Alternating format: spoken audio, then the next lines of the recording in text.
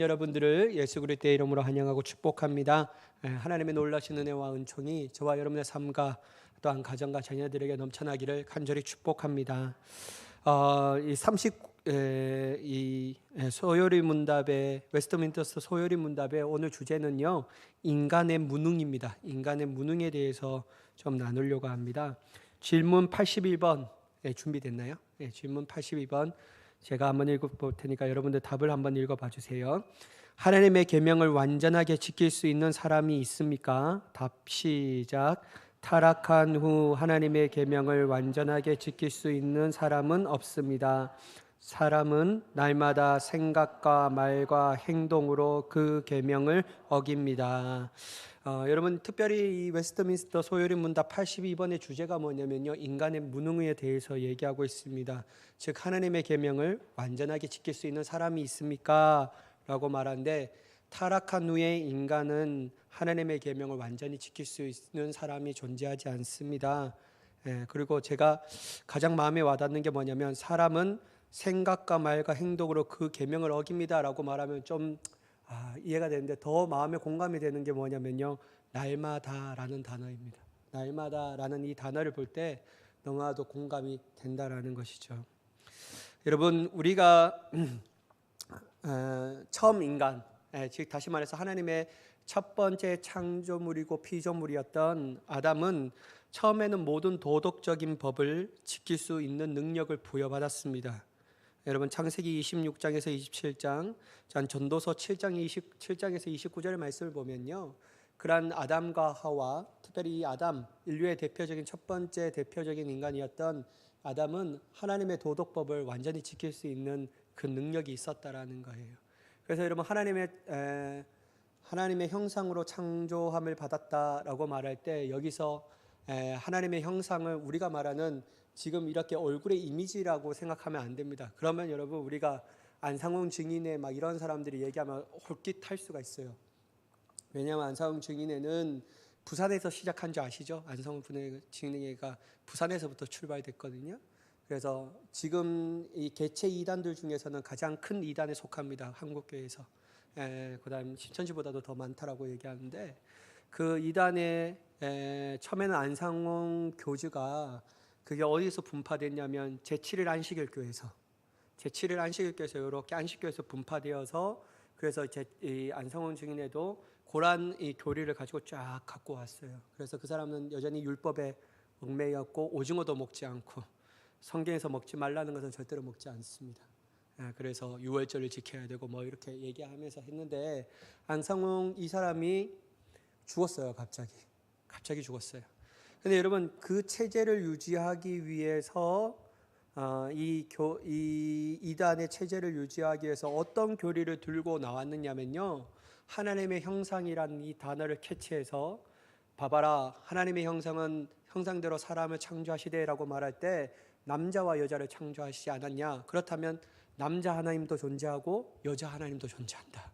그래서 여러분 그 안상홍의 아내였던 장길자라는 사람이 여자 하나님이라고 지금도 추앙을 받고 있습니다. 그래서 여러분 여기 보면 여러분 이게 얼마 가지도 않아도 돼요. 저기 어디죠? 일강에 여기 저 뒤에 가면 그 무슨 아파트 옆이죠? 아파트 보면 교회가 되게 예전에 잘 지어놨어요.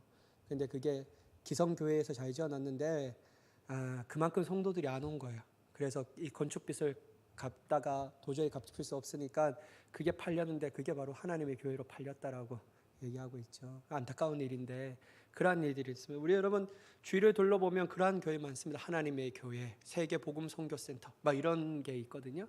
그러면 해요. 어떻게 이단들은 그렇게 돈이 많은지, 각가지의 중요한 그 랜드마크라고 하는 그런 일. 여러분 이단 공부하면 참 신기한 게 많아요. 특별히 저는 예수교 침례라고 말하는 구원파 IYF라고 말하는 이 박옥수라는 사람에 대해서 얘기할 때, 이 사람들은 머리가 탁월한 마케팅을 갖고 있는데, 여러분 특별히 이 박옥수 이 구원파는 어디에 교회를 특별히 짓냐면요, 이 고속도로 출입구, 그걸 보면 IYF라고 말하면서 기쁜 소식 선교회, 그래서 이렇게 키워요. 되게 머리를 좀 잘 쓰는 것 같아요. 저는 박옥수라는 사람을 처음 만나봤거든요. 하도 제가 모건대학교 그 IYF 그 간사라고 말하는 사람들이 하도 전도하니까 우리가 가서 친구들이랑 막 맞고 막 나눠주고 막 이렇게 하니까 이 간사들이 우리 때문에 도저히 전도가 안 되는 거예요. 그리고 모건대학교가 막 들고 일어서니까 그래서 너 한번 와라. 왜냐 한밭 저기 체육관에 항상 그 박옥수 목사가 와갖고 이게 막 집회를 해요. 여러분 우리 부산에도 옵니다. 부산에 올 때 특별히 이 버스 광고판에 박옥수 목사 이렇게 딱 얼굴 딱 하고 그게 막 말씀 집회 하면서 제3 거듭남의 비밀 막 이렇게 하면서 캐치플레이로 갖고 와요. 그래서 박옥수 목사 처음 얘기해서 막 만났는데요.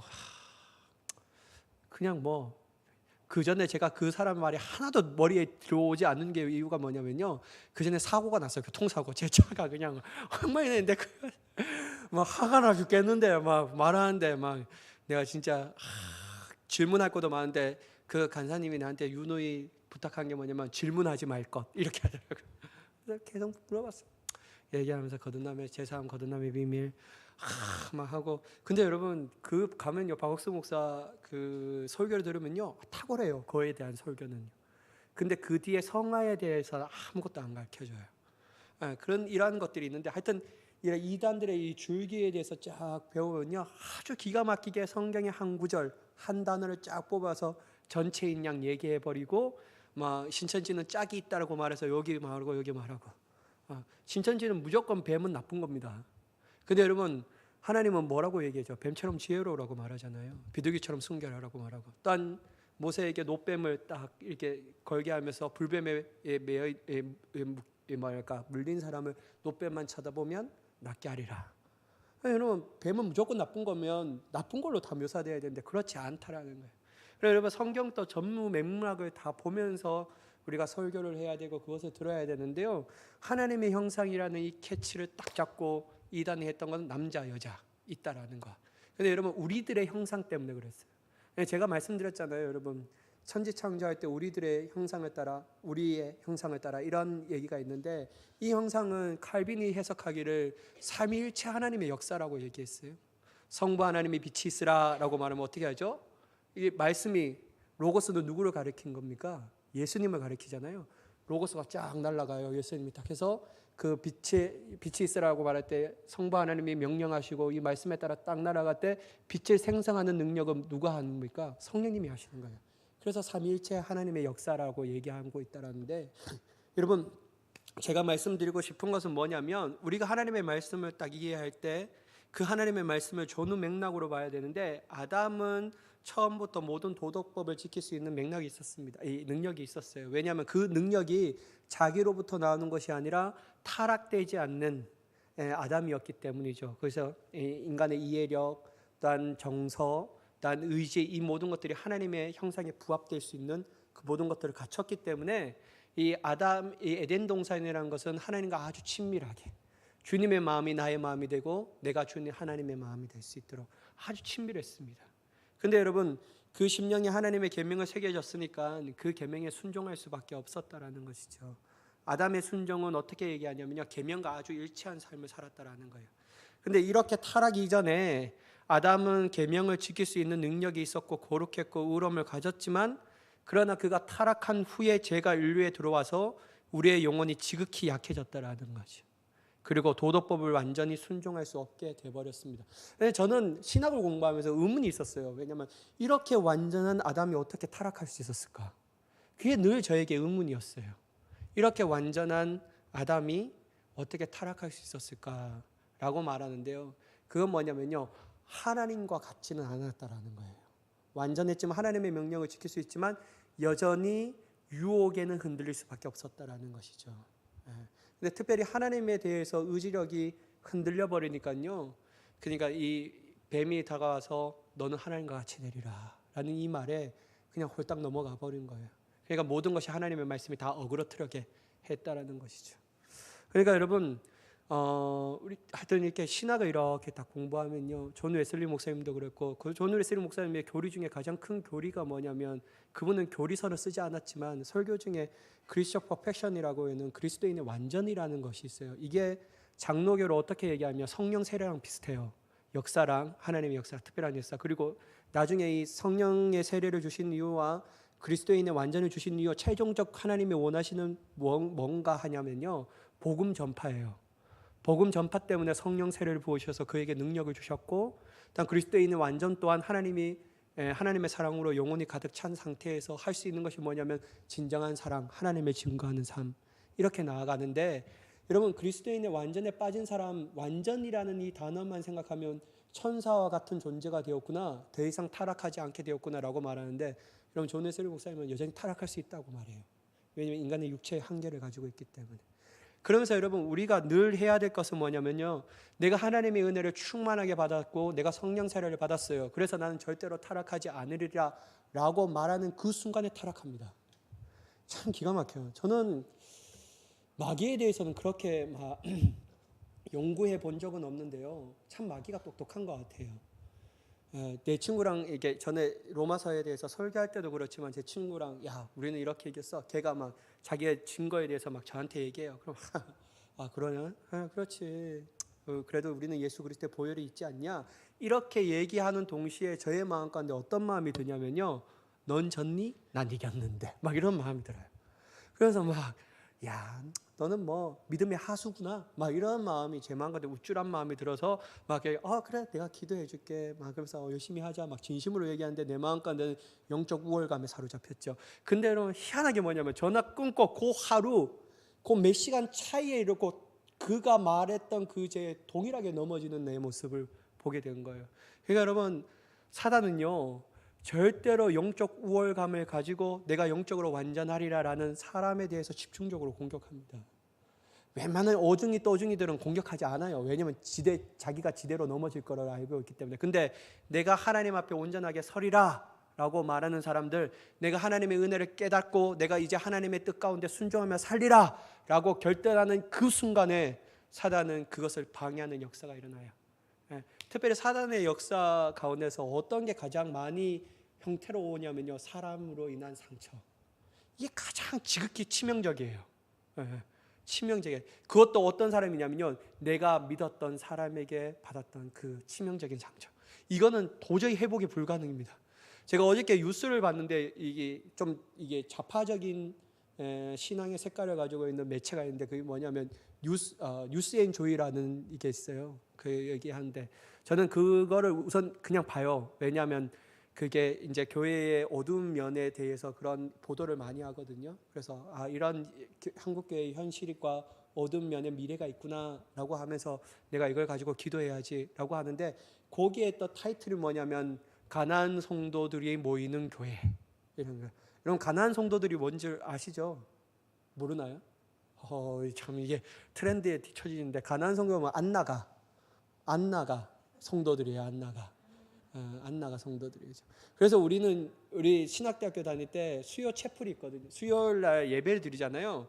근데 이제 막 신학생들이 막 가기 싫은 애들도 있잖아요, 수요 예배 때. 그래서 넌 가나안이니? 막 이렇게 얘기해요. 그러면 이제 안 가겠다고 얘기하는 거죠. 그러면서 얘기하는데 그 성도들이 모인 이래 딱 그 교회가 있더라고요. 그러면서 막 정했어요. 목사의 임기는 5년, 재심이면 3년, 장로도 재심이면 3년에 재심이 2년, 막 이렇게 하면서 다 이런 법이 있는데, 거기에 가나안 성도들이 모였던 가장 큰 이유, 내가 교회를 떠날 수밖에 없었던 가장 큰 이유가 뭐냐면요, 사람들에 대한 상처. 그게 가장 크더라고요. 근데 어디에 대한 상처가 더 치명적이냐면요, 목회자들에게 받았던 그 상처는 이루 말할 수 없는 거예요. 이건 완전 치유 불가능입니다.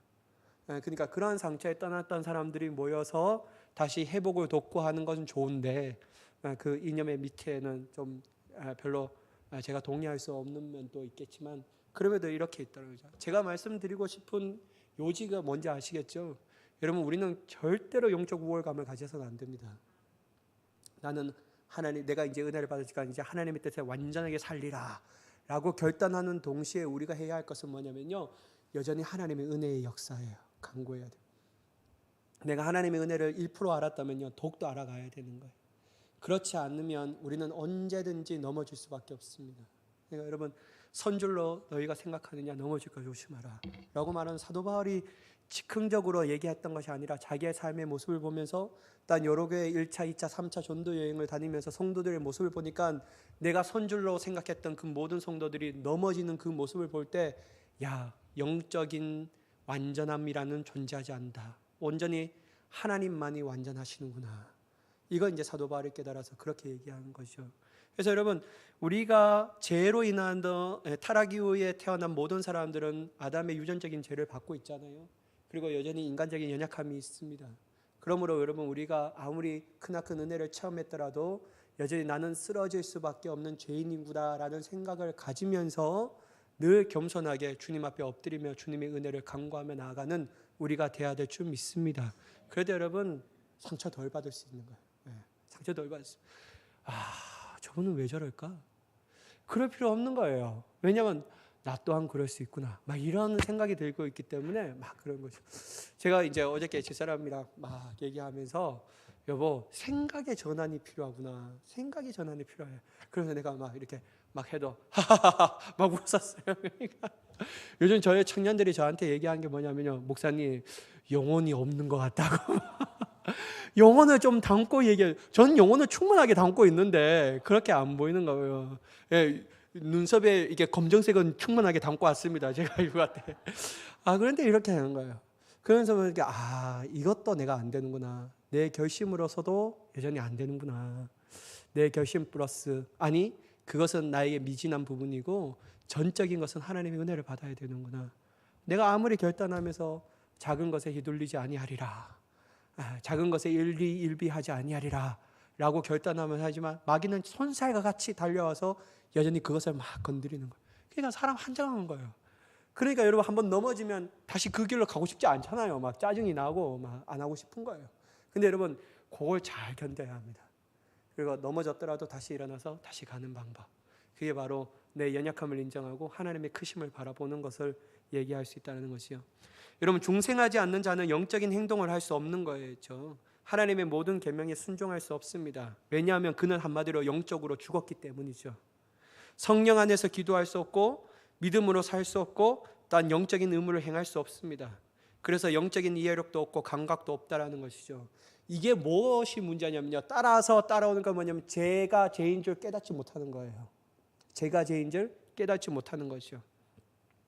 하나님의 거룩하심을 인식할 수 없다라는 것이죠. 그러므로 여러분, 더더욱더 힘든 게 뭐냐면요, 중생하지 못한 사람들은 죄의 유혹을 견딜 만한 힘이 없습니다. 쉽게 넘어져 버리는 거죠. 그의 의지로 도덕법을 지키려는 마음도 없기 때문에 도덕법을 완전히 순종할 수 없는 거예요. 여러분, 여기서 도덕이라는 도덕법을 얘기하는 건 뭐냐면 하나님의 의와 거룩을 의미하고 있습니다. 하나님의 의와 거룩을 행했던 그 모든 명령, 그것도 순종할 수 있는 힘이 자기에게 없다라고 얘기할 수 있다는 거죠.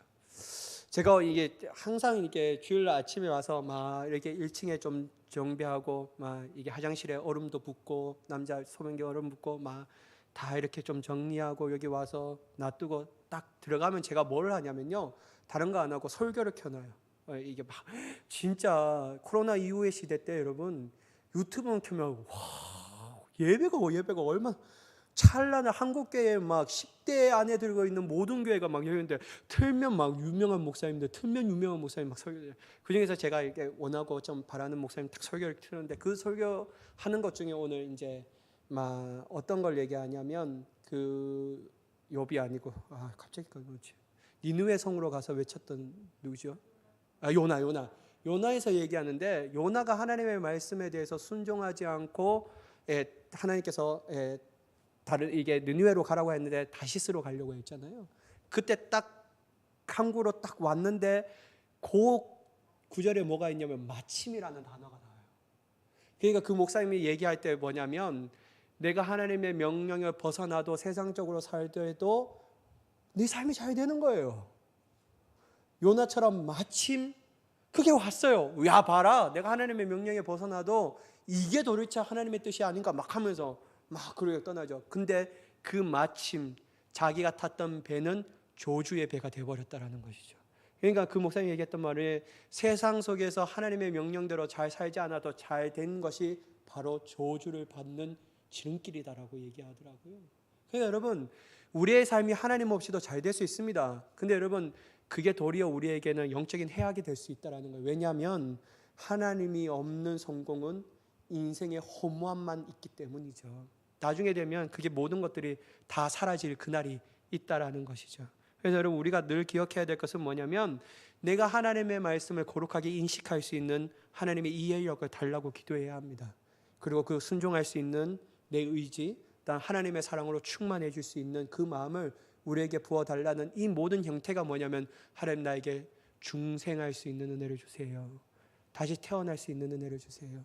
건날 수 있는 하나님의 은혜를 사모하게 해주세요 라고 말하는 것이 너무 중요하죠. 여러분, 우리가 이제 금요심야 예배 이제 계속 할 때 이제 앞으로 요한계시록에 있는데요, 저는 이 4대 교회를 보면 좀 두려워요.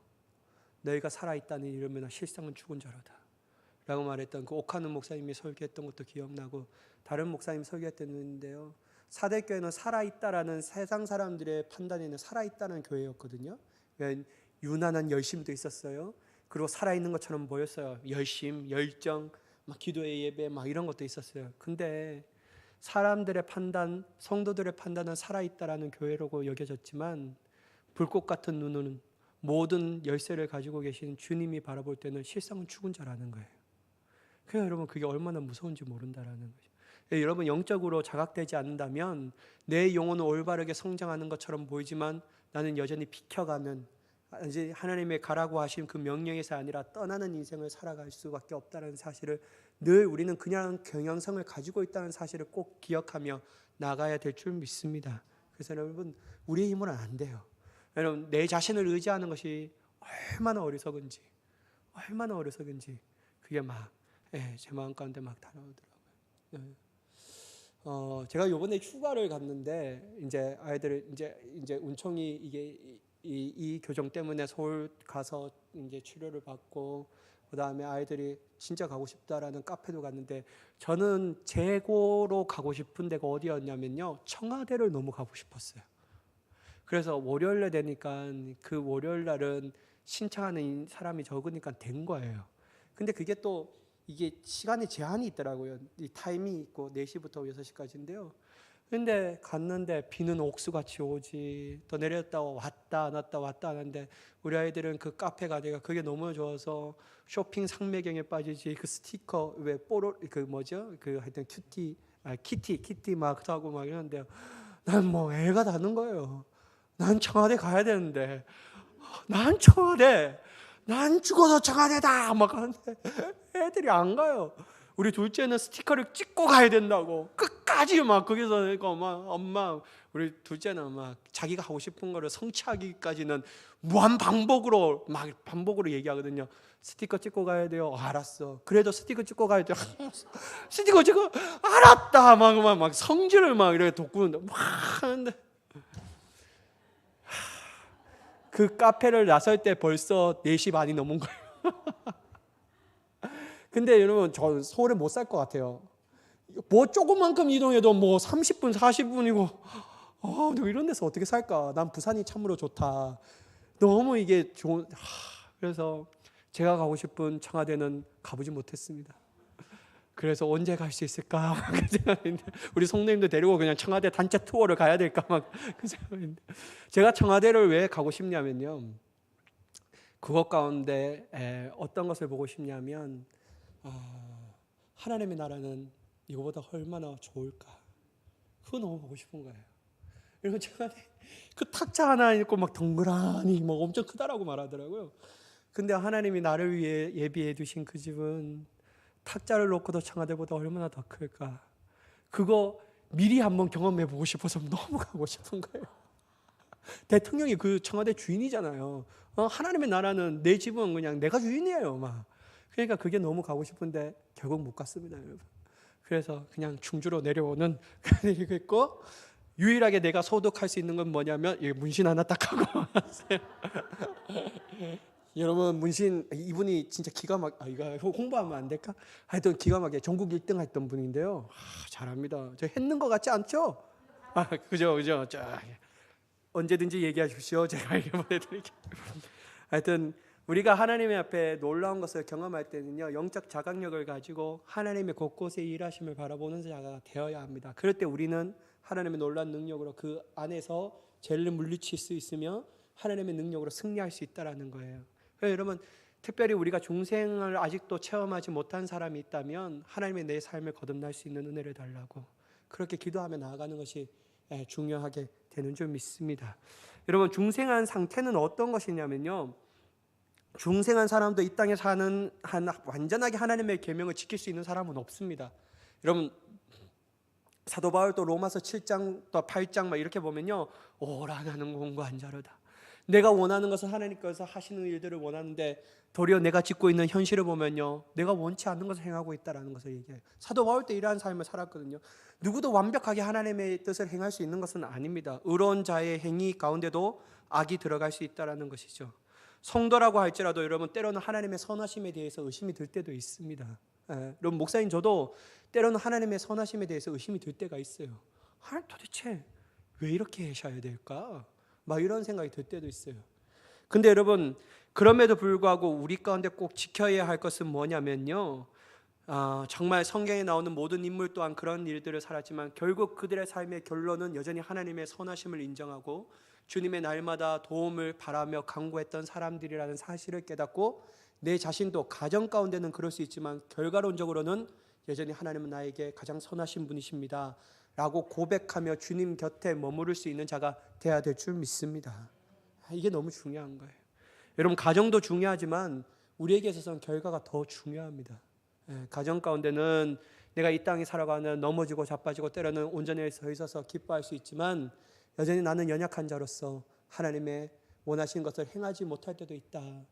그럴 때 낙심하면서 주님, 내가 어떻게 주님을 믿겠습니까? 라고 세상 가운데 다시 들어가는 것이 아니라 그럼에도 불구하고 믿음의 선진들처럼 다시 일어나 하나님이 나를 회복하게 하시며 다시 은혜 가운데 들어가게 하시는 하나님의 은혜의 인도하심을 우리가 바라보며 소망하며 나아가야 될 줄 믿습니다. 그래서 여러분, 완전히 지킬 사람은 없어요. 저 또한 넘어질 수밖에 없는 존재이고 여러분들의 삶 가운데 넘어질 수밖에 없는 거예요. 하나, 그럼에도 불구하고 주님은 나를 포기하지 아니하신다. 이것만 붙들고 넘어져도 다시 일어날 수 있는 힘을 달라고 기도하며 나아가는 우리가 되어야 될 줄 믿습니다. 여러분, 중생하는 자는 죄를 짓지 않는가라는 것을 우리가 막 스스로 질문하잖아요. 요한일서 3장 6절에 보면 그 안에 거하는 자마다 범죄하지 아니하나니, 단 요한일서 3장 9절의 말씀을 보면요, 하나님께로부터 난 자마다 죄를 짓지 아니하니 라고 말합니다. 여기서 하나님께로부터 난 자는 중생한 자를 의미합니다. 그러면 중생한 자를 죄를 짓지 않는가 라고 질문할 수 있는데요, 여기서 범죄하다 혹은 죄를 짓다라는 말은 습관적으로 죄를 짓는 것을 의미합니다. 습관적으로 죄를 짓는 것. 그러므로 중생했다라고 하면서 습관적인 죄를 지을 수 없다라는 거예요. 내가 넘어지기 쉬운 데들은 멈춰졌고, 예전에는 그냥 계속 그 죄에 졌지만 중생하고 난 다음에는 어떠한 것이 달라졌냐면 그 죄와 싸우려고 해요. 그것도 예수 그리스도의 보배로운 피를 힘입어서 성령의 도우심으로 그 죄를 맞서 싸우는 거예요. 싸우는 거죠. 그리고 이 죄 가운데 즐거워할 수 없다라는 사실을 깨닫게 되는 거예요. 이 죄가 나에게 영원한 기쁨을 줄 수 없구나. 허무하고 허무한 것이구나. 그걸 막 깨닫게 하는 거죠. 그리고 참된 기쁨은 성령님이 나에게 주시는 너는 하나님의 자녀다라는 이 고백과 음성이 내 귀에 들릴 때 말할 수 없는 참된 즐거움을 갖게 되는 것이죠. 여러분, 중생한 자라도 할지라도 절대적으로 완전한 것이 아닙니다. 근데 여러분, 저는 요한일서의 말씀을 보면 정말 좋아하는 말씀인데요, 근데 여러분, 이 사도 요한도 그렇고 사도 바울도 그렇고 그 문체의 특징이 뭐냐면요, 그 안에 거하는 자, 이게 꼭 중요합니다. 내가 중생한 자예요. 그런데도 불구하고 하나님 밖에 있으면 넘어질 수밖에 없지만요, 내가 그리스도 안에 있고 하나님의 은혜 안에 있고 성령 안에 내서 지배받을 때는 무조건 이기는 겁니다. 그때 여러분 이기는 거예요. 근데 내가 내 힘으로 서겠다라고 말하는 그 순간에 넘어질 수밖에 없다라는 것이죠. 그렇다면 여러분, 하나님은 왜 계명을 지키라고 명령하실까요? 그것은 뭐냐면 하나님이 이렇게 요구하심을 통해서 하나님 우리를 겸손하게 만든다라는 거예요. 너의 힘으로는 안 되지. 그래서 너는 개체 존재로서, 너 따로 존재로서 설 수 없는 존재야. 너에게는 창조주 내가 필요한 거야. 나는 너의 아버지가 되고 너는 나의 자녀야. 나의 보호하심과 나의 인도하심 가운데 있어야지만 나는 능히 이 땅을 살아갈 수 있어. 이것 깨닫게 하기 위해서요. 여러분, 시간이 많이 갔는데요, 제가 꼭 드리고 싶은 말 매번 반복하지만요, 저는 기도하면서 바로바로 응답받는 일은 잘 없습니다. 그리고 하나님 말씀해 주세요. 하나님 말씀해 주세요. 하나님 제발 말씀해 주세요. 하나님 듣고 계시죠? 안 듣는가? 하나님, 이렇게 기다리실 겁니까? 속상할 때가 있거든요. 하나님 들으세요. 제발 들어주세요. 막 그렇게 해요. 때로는 울기도 하고, 때로는 쫙 막 소리치면서 내 마음의 갈급함도 얘기하고, 때로는 침묵 가운데 주님 저 진짜 이러다가 죽습니다. 막 이런 마음도 하나님의 협박하기도 할 때도 있고, 그럼에도 불구하고 하나님은 여전히 침묵하실 때가 저에게 많다라는 생각이 들어요. 그리고 때로는 침묵하시는 것도 좋은데 때로는 더 화가 나는 게 뭐냐면요, 그 반대로 역사할 때는 더 화가 나요. 내가 원하는 건 A인데 하나님은 막 B, C로 막 역사하니까요, 그게 막 더 화가 나는 거예요. 그러면서 막 하나님 진짜 왜 이러시냐고, 내가 하나님 앞에 잘못한 많죠. 그럼에도 불구하고 하나님 왜 나한테 이러시냐고, 하나님 좋으시다라고 얘기하지 않았냐고. 그래서 막 이렇게 해요. 근데 여러분, 참 희한한 게 뭐냐면요, 하나님이 왜 그런 시간을 우리에게 허락하셨는가? 하나님은 왜 내가 기도하면 반드시 바로 응답하시는 거죠? 때로는 A, B, C가 아닌 때로는 D, F로 응답하실 때도 있고, 때로는 침묵하실 때도 있고, 아무런 역사하지 않은 것처럼 느끼실 때가 있는데 왜 이러한 시간을 우리에게 허락하셨는가? 그거 질문하면 질문할수록 딱 하나의 대답으로 결론 지을 수밖에 없습니다. 너는 나 없이는 살아갈 수 없는 존재야. 기도하는 것도 네가 의가 될 수 없다라는 것. 너는 기도하지만 내가 역사하지만 너의 모든 기도의 소원이 응답될 수 있어. 이걸 깨닫게 해주시는 거예요. 그러면서 늘 이 기도의 시간을 딱 주면서요, 우리를 막 낫게 하시는 거예요. 아주 겸손하게 만드시는 거예요. 사랑하는 여러분, 기도가 깊어지는 인생은 영생의 깊이 또한 깊어질 수밖에 없습니다. 왜냐하면요, 내 힘으로는 살아갈 수 없다라는 절박함을 깨닫기 때문에. 그래서 여러분, 기도하지 않는 성도의 신앙은 절대, 제가 그거는 정말 어떤 목사님 얘기인데, 기도하지 않는 성도의 신앙은 인정할 수 없다. 좀 그런 것 같아요. 왜냐하면 이게 야속하게 들릴지 모르지만 기도하지 않고서는 하나님과 깊은 대화, 하나님의 놀라신 뜻을 깨달을 수 없거든요. 내가 날마다 겸손해질 수 없고 늘 교만의 자리에 앉을 수밖에 없다라는 거. 그래서 여러분, 우리가 늘 기도해야 합니다.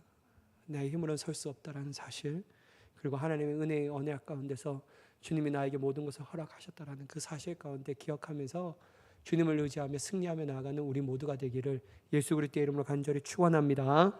기도하겠습니다. 사랑의 하나님, 감사합니다.